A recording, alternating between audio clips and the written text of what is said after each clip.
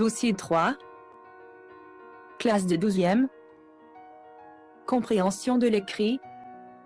Page 46. La femme dans la société. Bonjour tout le monde. Aujourd'hui on va lire et comprendre l'information pertinente dans une lettre qui traite des divers rôles de la femme. Bonjour Stéphanie. Bonjour monsieur. Tout d'abord, regarde ce document. C'est une lettre. Excellent. Qui est l'expéditeur? C'est Rana qui écrit cette lettre.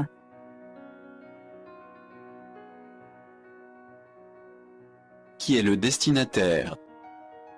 C'est Luna qui Rana écrit cette lettre.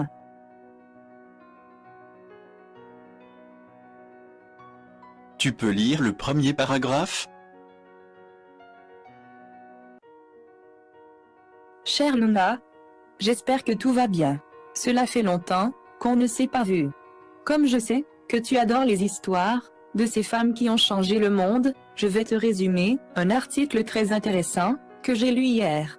Il parle de Simone de Beauvoir, la philosophe française qui a lutté pour les droits de la femme. Quel est le thème principal de cette lettre? La vie de Simone de Beauvoir. Quelle est sa nationalité? Elle est philosophe française. Qu'est-ce qu'elle a fait? Elle a lutté pour les droits de la femme. Tu peux lire le deuxième paragraphe? Simone de Beauvoir, née le 9 janvier 1908 à Paris, en France, dans une famille aisée. Son père est avocat, et sa mère, une femme issue de la bourgeoisie. Comment est sa famille? Elle est aisée. Aisée, riche, bourgeoise. Une femme issue de la bourgeoisie. Dès son plus jeune âge, elle se distingue par ses capacités intellectuelles. Quelqu'un dira même qu'elle est une enfant prodige. À l'école, elle partage toujours la première place avec Élisabeth Lacoin, dite Zaza, qui deviendra sa meilleure amie. Lorsque son grand-père fait faillite, son père lui annonce qu'elle devra travailler, chose peu visitée à l'époque pour les femmes.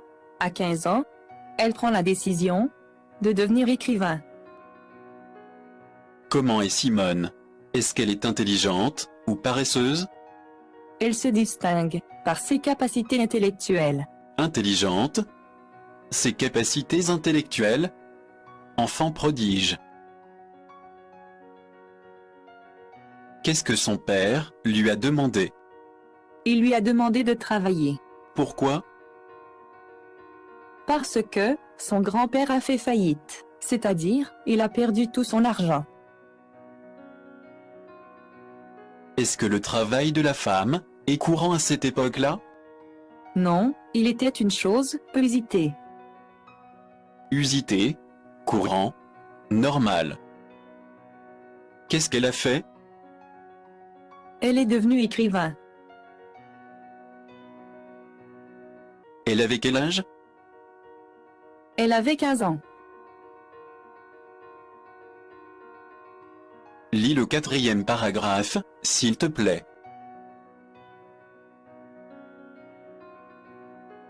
Quelques années plus tard, après son baccalauréat, elle fait des études de lettres et de philosophie à la Sorbonne, où elle rencontre plusieurs intellectuels, dont Jean-Paul Sartre, de 3 ans son aîné, qu'elle admire énormément. Qu'est-ce qu'elle a étudié? Elle a fait des études de lettres et de philosophie. Où elle a continué ses études universitaires. À la Sorbonne, alors elle est sorbonnarde. Elle a rencontré qui à cette université? Elle a rencontré plusieurs intellectuels. Comment s'appelle son compagnon? Jean-Paul Sartre.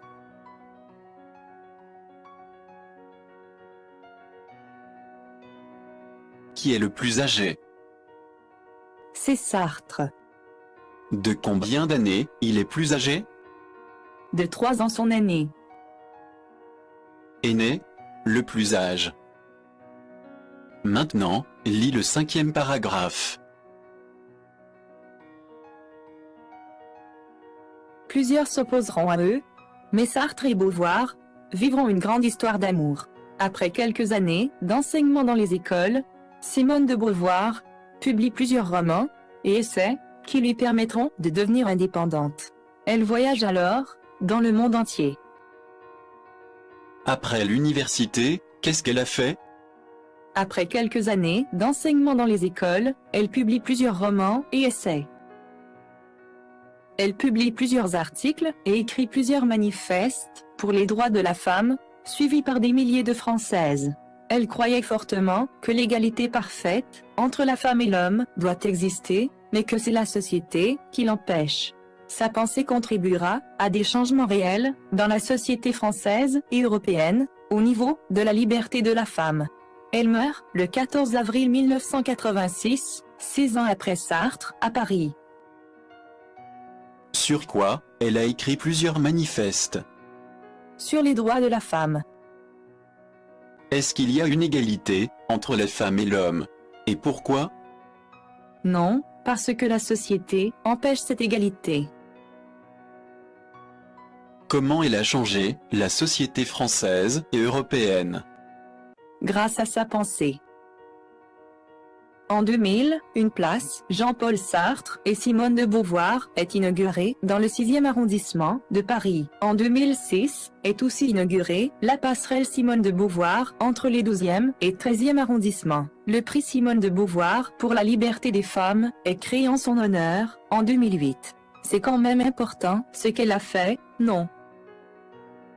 Qu'est-ce qu'on a fait pour rendre hommage, ou bien pour estimer, Simone? Une place Jean-Paul Sartre et Simone de Beauvoir est inaugurée dans le 6e arrondissement de Paris.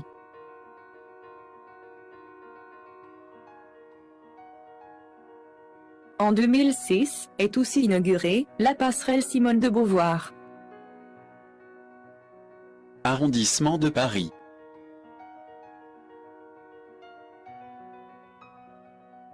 Pourquoi on a créé le prix Simone de Beauvoir de la liberté? Pour son honneur. Rendre hommage, estimer, honorer. Maintenant, qu'est-ce qui t'a plu de l'histoire de Simone de Beauvoir et pourquoi? Je vais t'aider. Pour admirer quelque chose, on utilise aimer, admirer, adorer, plaire. Les justifications: avoir des capacités intellectuelles, lutter pour les droits de la femme, devenir une grande écrivain, écrire des manifestes, publier beaucoup de romans et des articles, étudier les lettres et la philosophie à la Sorbonne. J'aime l'histoire de Simone de Beauvoir parce qu'elle était une enfant prodige. Dès son plus jeune âge, elle est devenue une grande écrivain. Puis quelques années plus tard, elle a écrit plusieurs manifestes pour lutter pour les droits de la femme. Bravo! Et vous, mes chers étudiants, écrivez-nous ce qui vous a plu de l'histoire de Simone de Beauvoir, en justifiant vos réponses, et les envoyez-nous sur le site ci-dessous. Au revoir.